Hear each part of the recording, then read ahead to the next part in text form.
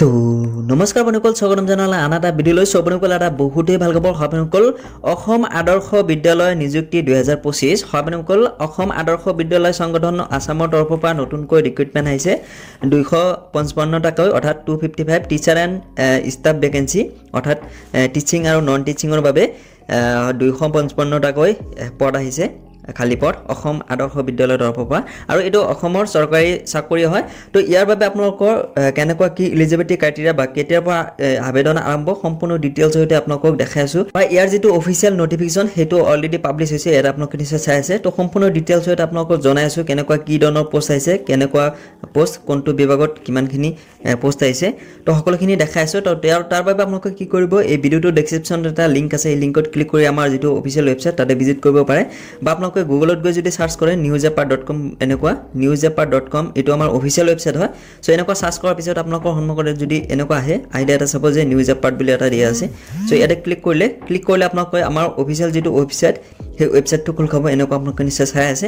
এটো হল আমাৰ official website তো এটা আহিলে আপোনালোকৰ সম্পূৰ্ণ ডিটেইলছ পাই যাব যেনেকুৱা আপোনালোকৰ নতুন নতুন ভেকেন্সি বিলাক চাকৰি খবৰ বা এডুকেশন ৰিলেটেড সকলো ধৰণৰ আপোনালোকৰ জব আপডেট বিলাক আপোনালোকে এটা পাই থাকিব আৰু আমাৰ ভিডিওটোৰ ডেসক্ৰিপচনত যেটো লিংক আছে লিংকত ক্লিক কৰিলে আপোনালোকে ডাইৰেক্ট এখন পেজত আহি যাব এটা আহিলে আপোনালোকে এটা চাই আছে নিশ্চয় অসম আদৰ্শ বিদ্যালয় নিযুক্তি 2025 আৰু ইয়াতে তলফালে স্ক্ৰল কৰিলে এটা চাব পাৰিব যে ইয়াতে সম্পূৰ্ণ ডিটেইলছ দিয়া আছে সো ইয়াতে চাব পাৰিব এটা ওভাৰভিউ ডিপাৰ্টমেন্ট আদৰ্শ বিদ্যালয় সংগঠন আসাম নেচাৰ অফ এংগেজমেন্ট অৰ্থাৎ এই আপোনালোকৰ যেটো পোষ্ট আহিছে এই পোষ্টটো আপোনালোকৰ 11 মাহিয়া হয় মানে কন্ট্ৰাকচুৱেল বেসড হয় আৰু এটা তলফালে যদি স্ক্ৰল কৰে এটা চাব পাৰে যে ভেকেন্সি ডিটেইলছ দিয়া আছে আদৰ্শ বিদ্যালয় সংগঠন আসাম ৰিক্ৰুটমেন্ট 2025 পোষ্ট গ্ৰেজুৱেট টিচাৰৰ বাবে আপোনালোকৰ 14টা ভেকেন্সি আছে আৰু গ্ৰেজুৱেট টিচাৰৰ বাবে 111টা ভেকেন্সি আছে এসিস্ট্যান্ট টিচাৰৰ কাৰণে 99টা অৰ্থাৎ 99 আৰু তাৰ পিছত আপোনালোকৰ কম্পিউটাৰ ইনষ্ট্ৰাক্টৰ অৰ্থাৎ কম্পিউটাৰ অপাৰেটৰৰ কাৰণে আপোনালোকৰ 22টা পোষ্ট আছে আৰু ল্যাবৰেটৰী এসিস্ট্যান্ট এটা আপোনালোকৰ 9টা পোষ্ট আছে ইয়াতে টোটাল আপোনালোকৰ ভেকেন্সি আহিব যায় কিনে 255 আৰু তাৰ পিছত এবেলা চাব যে number of vacancy against each category of post so আপোনালোকৰ কিমানটা পোষ্ট কিমান কোনটো ক্যাটেগৰিত আছে ইয়াতে চাব পাৰিব যে পোষ্ট গ্ৰেজুৱেট টিচাৰ ইংলিছৰ কাৰণে আপোনালোকৰ 4টা পোষ্ট আছে পোষ্ট গ্ৰেজুৱেট টিচাৰ ইকোনমিক্সৰ কাৰণে এটা আছে পোষ্ট গ্ৰেজুৱেট টিচাৰ পলিটিক্যাল সায়েন্সৰ কাৰণে দুটা আছে পোষ্ট গ্ৰেজুৱেট টিচাৰ সোশিয়োলজিৰ কাৰণে আপোনালোকৰ এটা আছে তাৰ পিছত পোষ্ট গ্ৰেজুৱেট টিচাৰ জিওগ্ৰাফিৰ কাৰণে এটা আছে পোষ্ট গ্ৰেজুৱেট টিচাৰ হিষ্ট্ৰীৰ কাৰণে তিনিটা আছে এনেকুৱা আপোনালোকে তলফালে যদি স্ক্ৰল কৰে এটা চাব পাৰিব যে পোষ্ট গ্ৰেজুৱেট টিচাৰ ম্যাথমেটিক্সৰ কাৰণে এটা আছে পোষ্ট গ্ৰেজুৱেট টিচাৰ বায়োলজিৰ কাৰণে এটা পোষ্ট গ্ৰেজুৱেট টিচাৰ সায়েন্সৰ কাৰণে 53 গ্ৰেজুৱেট টিচাৰ আৰ্টছৰ কাৰণে 47 গ্ৰেজুৱেট টিচাৰ হিন্দী কাৰণে 11টা এসিস্ট্যান্ট টিচাৰ সায়েন্সৰ কাৰণে আপোনালোকৰ 50টা এসিস্ট্যান্ট টিচাৰ আৰ্টছৰ কাৰণে 49টা তাৰ পিছত কম্পিউটাৰ ইনষ্ট্ৰাক্টৰ বা কম্পিউটাৰ অপাৰেটৰৰ কাৰণে এটা আপোনালোকৰ 22টা দিয়া আছে আৰু ল্যাবৰেটৰী এসিস্ট্যান্টৰ কাৰণে আপোনালোকৰ 9টা পোষ্ট আছে সো এনেকুৱা আপোনালোকৰ ভাগ কৰি দিয়া আছে টোটাল 255 আগতে কৈছো আৰু এটা আপোনালোকৰ অনলাইন আবেদন আৰম্ভ হ'ব আপোনালোকৰ 7 জানুৱাৰীৰ পৰা আৰু লাষ্ট ডেট এপ্লাই কৰাৰ কাৰণে 25 জানুৱাৰী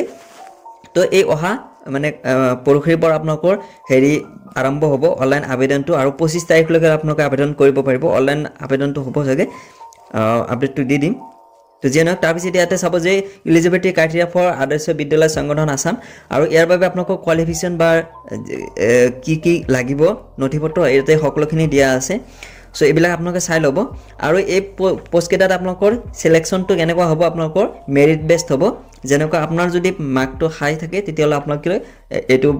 জব পোৱাৰ বাবে প্ৰিফাৰেন্সটো বেছি পাব তাৰ পিছত এফালে চাব যে এজ লিমিট দিয়া আছে তো বয়সৰ সীমাটো এটা চাব পাৰিব যে মিনিমাম এজ আপোনালোকৰ 18 বছৰ হ'ব লাগিব এই জানুৱাৰী 1 তাৰিখৰ ভিতৰত আৰু মেক্সিমাম এজ আপোনালোকৰ 45 হ'ব পাৰিব